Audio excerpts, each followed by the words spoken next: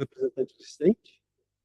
E, então, eu vou convidar aqui para dar sequência às nosso conselho, a professora Andréia Nunes Tapri, que já estava na hora do almoço fazendo várias articulações, né? E a professora Andréia, né? Essa querida que aqui está, à minha esquerda,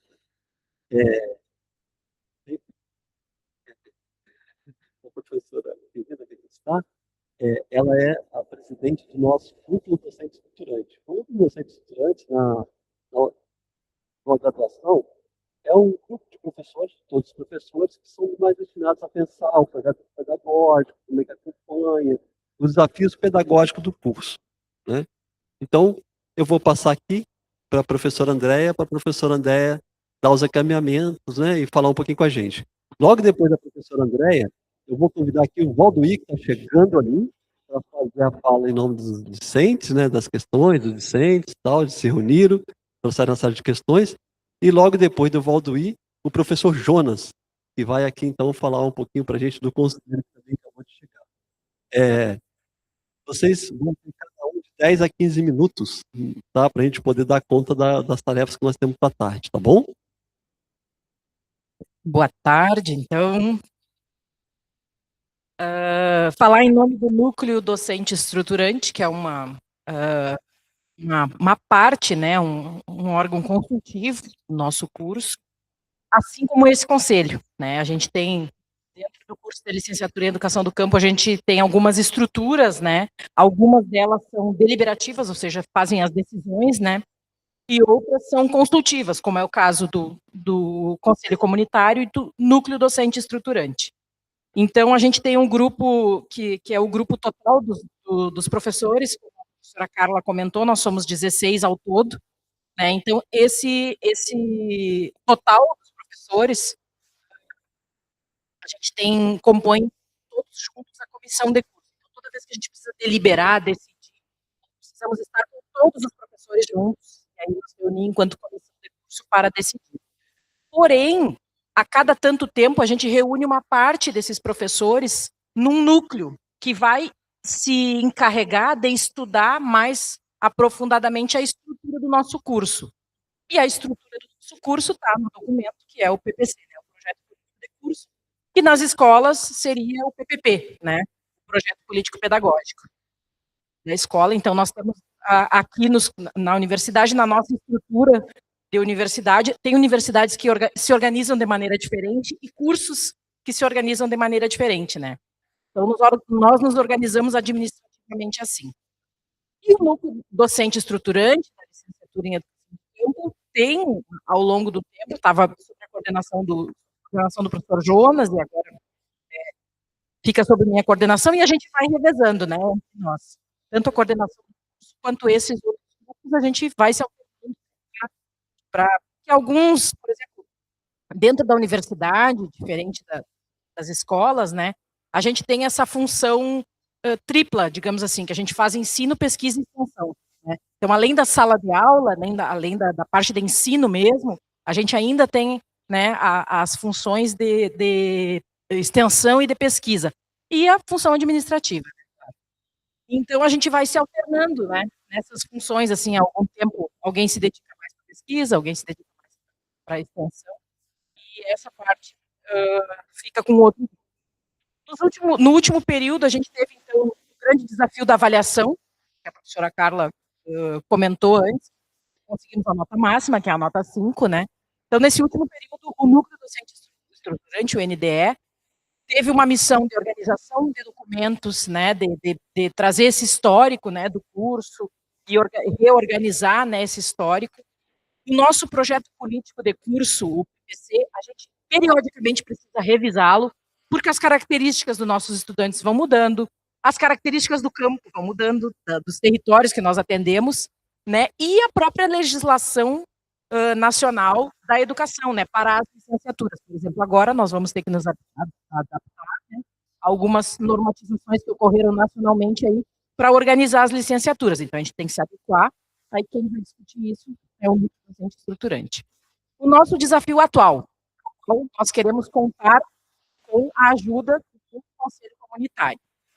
Então, nós estamos fazendo uma proposição para a abertura de nova área, né? Então, o nosso curso está sendo repensado, tanto enquanto abertura dessa nova área, né, pensando em ampliar a nossa inserção nos territórios, percebendo a demanda que existe, né, dessa outra área de conhecimento e as nossas possibilidades. Porque, quiçá, né, doutor Guilherme, a gente conseguisse abrir muitas outras áreas, né, de formação, linguagens, arte, né, para formar professores para as escolas também. Mas, atualmente, a gente tem condições de atender, com alguma adaptação, com o grupo de professores que a gente já tem, a gente teria condições de atender a abertura de uma nova área de ciências sociais e humanas, né. E aí a gente está propondo, né, isso, mas essa articulação precisa acontecer em várias frentes, né. Então a gente teve uma sinalização positiva do MEC, do Ministério, né, da possibilidade de abrir essa nova área, mas a gente também tem que ter esse respaldo, né, de parte dos territórios, até porque a gente vem fazendo essa construção conjunta da ocupação das vagas na universidade, né, então nós temos construído com os nossos parceiros nos territórios essa articulação para que o pessoal venha ocupar as vagas aqui na universidade, e até então era nesse sentido das ciências da natureza, agora a gente vai articular também para que tenha essa oferta de sociais e humanas. Essa é uma questão que nós precisamos desse diálogo, né, com o Conselho Comunitário. E, num segundo sentido, uma outra questão estruturante do nosso curso, que é o regime de alternância, né. A gente fazer essa alternância entre tempo universidade e tempo comunidade, né. Nós temos atualmente 2 blocos, né, que a professora Carla mostrou também, né. Por exemplo, agora nós estamos em tempo universidade. E a partir de mais 2 semanas, os estudantes retornam, né, alguns até retornaram, mas alguns ainda ficam, mas outros aqui.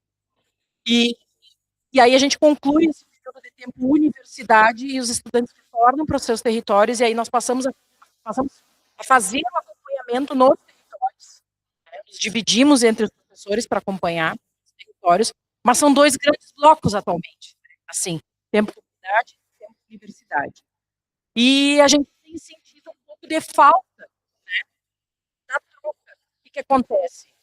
A gente consegue mais levar a parte do conteúdo para dentro dos territórios, é isso que a gente tem conseguido fazer. E o movimento obrigatório da praxis, né, a teoria, a prática, a teoria, a gente precisa fazer essa volta, né, esse ciclo, a gente está sentindo falta de acontecer, né, e é de ter esse retorno do território para pensar conteúdo, para pensar a própria estrutura do curso, né, a gente tem sentido um pouco de falta. E gostaríamos também de dialogar com esse conselho, né, no sentido de pensarmos a participação dos agentes do território, ou de termos uma estrutura que nos desse suporte para esses estudantes que fazem parte das comunidades, né, para que eles realmente estejam inseridos em atividades dentro da sua comunidade, do seu território, e que nós tenhamos um retorno disso dentro da universidade, que é o que a gente está sentindo falta hoje. A gente sente que o pessoal tem uma formação individual boa e muitas coisas do coletivo acontecem do fundo da universidade para o coletivo dos territórios. Então, nós temos falta da outra parte, né? Tem que ser uma via de mão dupla para acontecer o processo educativo de fato.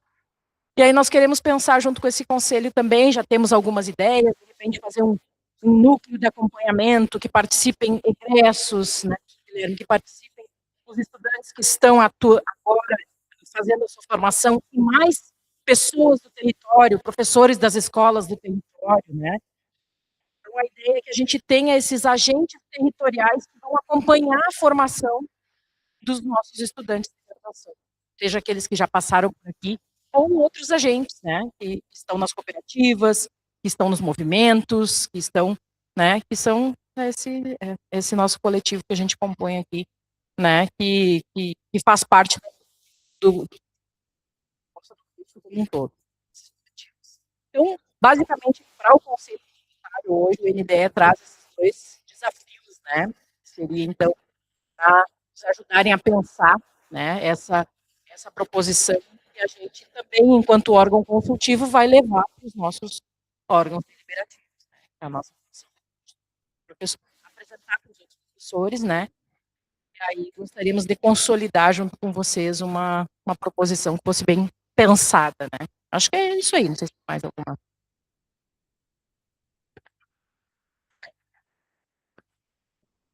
Muito bem. Então, só vai encaminhando aqui as questões que nós temos para conversar daqui a pouquinho. Então, agora eu vou convidar para vir cá falar conosco, conversar conosco, o representante discente, né, o representante dos estudantes do curso de graduação, que é o Valduir.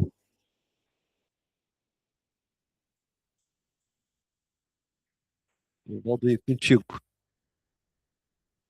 Muito bem, quero cumprimentar todos com boa tarde, e essa tarde seja proveitosa para todos nós. Então, meu nome é Valdir, sou do acampamento Penoá, São Pedro das Missões. Estou lá acampado, está na luta pelo direito à terra. Então, assim, ó, principalmente eu gostaria de falar um pouco sobre o surgimento da educação do campo. Ela vai surgir pela luta dos trabalhadores lá em 1990, que dá o primeiro pontapé na educação do campo, né? E hoje ela está concretizada aqui em Dom Pedrito, na universidade. E ela vai fazer, e um dos objetivos dela é trazer as comunidades menos favorecidas, ou as comunidades de agricultura, pequenos agricultores, quilombolas e indígenas, para dentro da universidade, para fazer um debate. Porque as nossas aulas, elas são trabalhadas de uma forma em debates, né? E vai fazendo com que todos nós venhamos se engrenando nesse novo projeto educacional que é criado dentro, em cima das diretrizes. Então, não foge das diretrizes, e então a gente tem um modo interessante de buscar esse aprendizado com uma didática diferente da tradicional que vinha acontecendo até agora. Então a gente está aqui como discente, aprendendo e trazendo algumas questões que são relevantes para a nossa aldeia, para que elas sejam debatidas aqui, para que nós possamos levar esse novo conceito para dentro das comunidades e a gente possa fazer eles se tornarem uma realidade diferente para nós. Isso é interessante, porque vai fazer com que nós comecemos a ter um senso crítico do que a sociedade hoje é. A sociedade brasileira ela está vivendo. A sociedade brasileira ela só está de pé ainda por causa do pequeno agricultor, por causa do lavrador da terra, aquele que está lá no campo, né? Isso tem que ficar bem claro.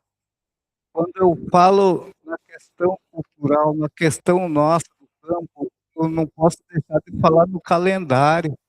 Um calendário novo na universidade, um calendário que venha fazer com que nós lá do campo, nós, comunidade indígena, nós quilombolas, nós possa participar desse processo educacional, nós possa ter os nossos direitos garantidos dentro das universidades.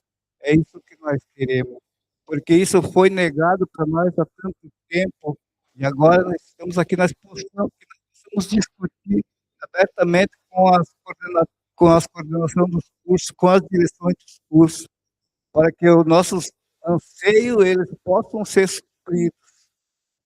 Então, a gente está aqui para fazer essa discussão e sentar junto com as comunidades organizadas, e eu digo nas aulas que a educação ela não se faz em caixinhas, a educação ela se faz num contexto bem maior e bem amplo, onde todos sejam envolvidos, né? Onde todos tenham os seus direitos conquistados. É isso que nós queremos. nesse momento, acho que era mais ou menos isso que eu poderia passar, mas é interessante que nós venhamos pensar numa educação diferente, com um calendário diferente, para que todas as áreas, da universidade, o tempo universidade, e essa outra área de conhecimento que está sendo posta aqui no Unipampa, é interessante que nós possamos participar dela, participar, que nós seja protagonista também desse novo trabalho que está sendo implantado aqui em Dom Pedro, na universidade. Muito obrigado.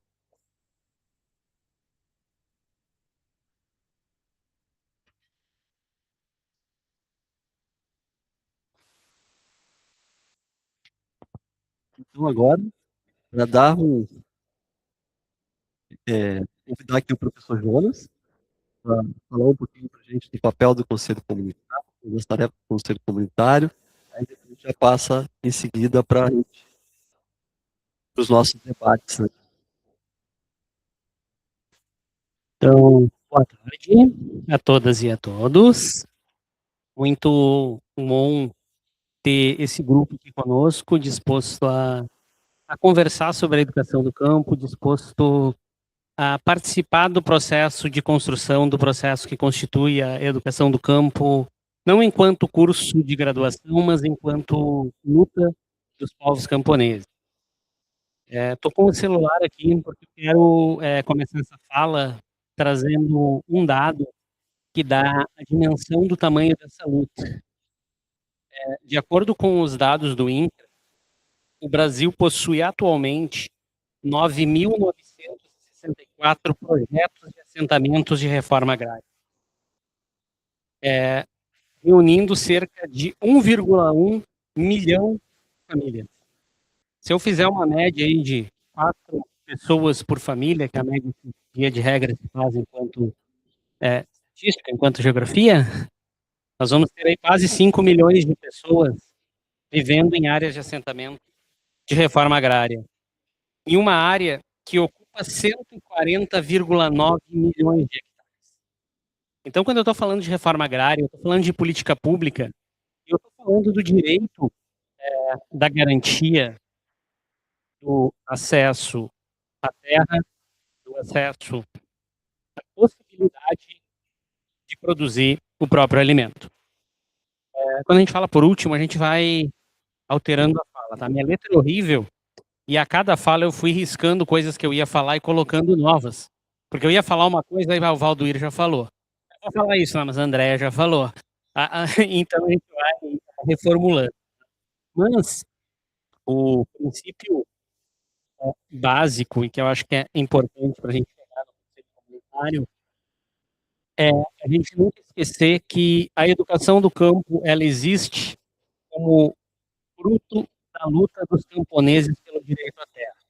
Quando começou o direito, a luta pelo direito à terra, quando até um pouquinho antes do MST ser MST ainda, lá nos primeiros movimentos camponeses, até chegar à sua constituição, à sua organização enquanto movimento, a luta sempre foi pelo direito à terra, pelo direito a produzir o próprio alimento.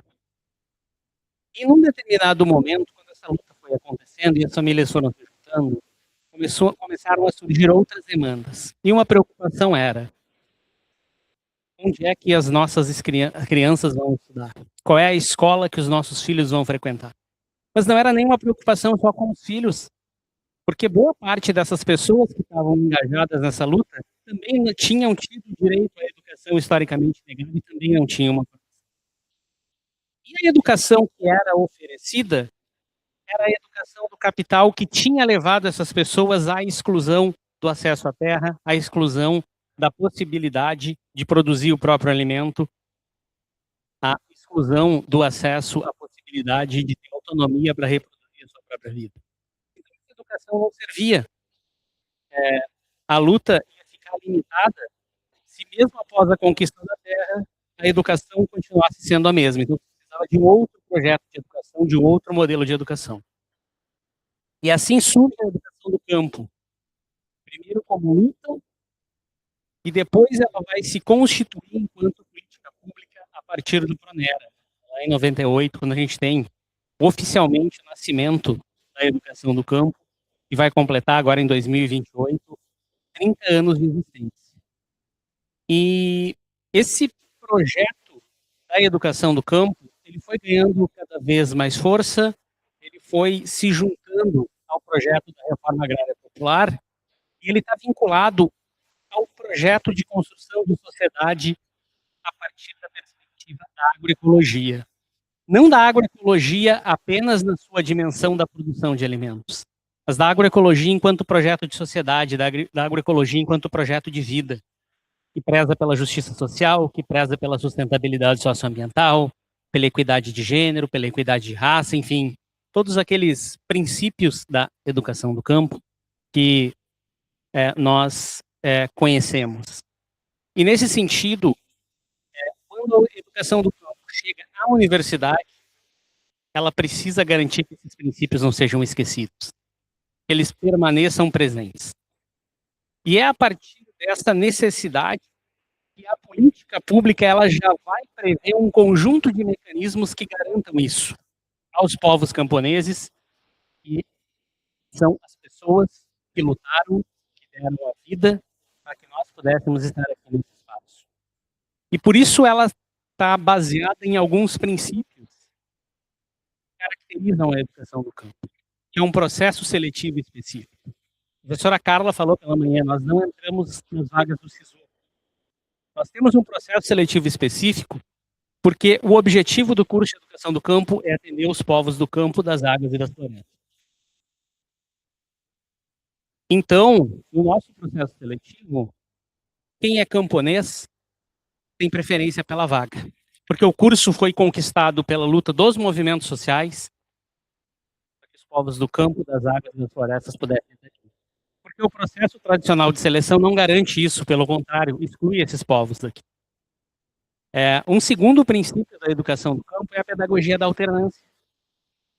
E a pedagogia da alternância é a forma pedagógica encontrada tanto para garantir que os povos consigam estudar, estar aqui no espaço da universidade e no espaço da escola básica, quanto para garantir que os saberes dos povos também estejam presentes aqui.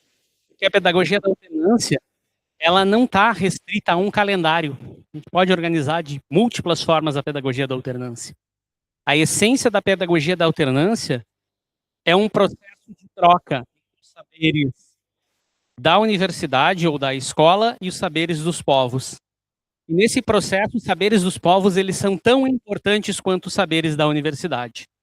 Nesse sentido, o nosso papel aqui é tanto trabalhar os saberes da ciência tradicional, que tem a ver com a nossa formação, quanto aprender com os povos para pensar esses saberes na perspectiva dos povos. Os saberes ocidentais, eles só importam na medida em que eles interessem aos povos. Então é um processo dialético em que ambos os conhecimentos precisam estar presentes sem uma hierarquia entre eles. Nesse sentido, o Miguel Arroyo usa uma expressão que eu acho muito interessante. Ele fala de que é preciso que os movimentos sociais eduquem a educação, que os movimentos sociais eduquem a universidade. E o papel dos camponeses, quando chegam à universidade, é educar essa universidade. E o educar essa universidade se dá exatamente a partir desse tensionamento dos saberes, que deve se constituir em uma troca de saberes para a constituição de um processo formativo mais amplo, que garanta que os saberes dos camponeses e que aquilo que importa às comunidades do grupo estejam presentes aqui. Isso é importante por um motivo, e aí eu vou voltar lá no começo. Nós estamos aqui a partir de uma política pública que foi conquistada pela luta dos movimentos sociais camponeses. Então, o que nos garante aqui é o compromisso com esses movimentos sociais, de forma que, se nós não cumprirmos com isso, nós deixamos de nos justificar enquanto política pública. Porque nós somos um espaço conquistado pelos movimentos sociais dentro da universidade, para que haja essa formação. Um terceiro princípio, e eu já volto nisso, é a formação por área do conhecimento. Avançando sobre a perspectiva disciplinar e pensando a educação a partir da vida, a partir daquilo que é a realidade camponesa, o que é a realidade dos povos. Porque na nossa vida os conhecimentos não estão separados lá. Ah, isso aqui é química, isso aqui é história, isso aqui é geografia, isso aqui é filosofia. Não, estão todas juntas e a gente precisa construir um processo mais amplo de compreensão. Por isso a formação por área do conhecimento e por isso a política pública prevê que os cursos tenham todas as áreas de conhecimento. Nós temos uma, e agora a partir dessa outra política pública do novo Pronacampo e das universidades transformadoras, inovadoras e estratégicas e inclusivas, vamos ter uma segunda área. Mas isso por si só não garante que os saberes dos povos estejam presentes na formação universitária. E isso por si só não garante que o curso esteja atendendo e dialogando com as demandas dos povos e comunidades camponesas. E é nesse sentido que a gente traz um outro elemento, que é a gestão democrática, que está prevista lá na Constituição Federal, que está prevista na LDB. E o Conselho Comunitário, ele cumpre esse papel de garantir que, se nós estamos aqui a partir da luta dos povos camponeses, que os povos camponeses possam estar representados na nossa atuação aqui. E o Conselho Comunitário é um espaço para isso. Para que os movimentos sociais, para que os povos do campo, das águas e das florestas participem efetivamente do processo de gestão da universidade. Ele também é um mecanismo a partir do qual os povos do campo, das águas e das florestas vão garantir que os seus saberes estejam presentes no processo formativo dos estudantes. E ele também é um mecanismo a partir do qual se pretende que os movimentos sociais eduquem a universidade. Então, é da constituição desse espaço que a gente está falando. E existe aqui, desde o início do curso, a primeira assembleia do Conselho Comunitário foi em 2016. Quero fazer menção aqui, esteve presente pela manhã de forma online a dona Maria Alessi, e estava fazendo um levantamento. Esse é o nosso quinto encontro, a nossa quinta assembleia do Conselho Comunitário. E eu faço menção à dona Maria Alessi porque ela esteve em todas as 5. Mas, por mais que esses encontros não tenham acontecido da forma como deveriam ter acontecido, e eu faço a autocrítica, porque nós não conseguimos ainda criar esse mecanismo para que essa participação do Conselho Comunitário seja mais efetiva, além desses momentos específicos do Conselho Comunitário, nós tivemos aqui 3 encontros dos povos do campo e várias edições da Jornada Universitária em Defesa da Reforma Agrária, que, se não foram espaços de assembleia do Conselho Comunitário, foram espaços de participação ativa da comunidade no processo de constituição do curso. Porque foram eventos e atividades construídas e pensadas junto com os povos, a partir da demanda dos povos, e que educaram muito essa universidade e esse campus. Tá? Então, para encerrar aqui a minha fala, a minha provocação, dizer que dentre as nossas tarefas para essa tarde, está trazer esses elementos vinculados a como garantir que os saberes dos povos estejam presentes no processo formativo dos estudantes, dialogando um pouco com o que a professora Andréia falou. No tempo comunidade, os educadores são os povos. Como a gente pode construir para que isso aconteça? é um momento para a gente dialogar sobre de que forma a gente pode garantir que, além dos saberes dos povos, que as pautas dos povos sejam representadas aqui dentro do curso de Educação do Campo, porque esse também é um compromisso que o curso de Educação do Campo traz historicamente, assume historicamente com os povos ao se constituir, ou seja, quando nós aceitamos ter um curso de Educação do Campo, esses compromissos são implícitos, eles vêm junto com o curso de Educação do Campo. E um terceiro é a gente pensar quais são os mecanismos a partir dos quais a gente pode garantir isso. Chegamos a pensar em algum momento, por exemplo, vamos ter, e como a professora Andréia comentou, tá? O NDE, o Núcleo Docente Estruturante, ele é um órgão consultivo. O Conselho Comunitário é um órgão consultivo. A comissão de curso é um deliberativo. Vamos demandar uma participação de representação do Conselho Comunitário na comissão de curso, em direito à voz e a voto? Eu estou colocando como questão. Acho que isso a gente precisa construir aqui. Vamos definir um grupo de conselheiros a partir dos representantes para se representar periodicamente. Vamos definir um cronograma de assembleias. Enfim, estou colocando aqui algumas coisas que me ocorrem. E entendo que essas são algumas das tarefas que ficam para a Assembleia durante a tarde. Eu acredito que enquanto encaminhamento para o plenário final, que é conversar um pouco sobre essas pautas e como a gente vai criar mecanismos para garantir que isso possa continuar acontecendo. Então, é isso, devolvo para o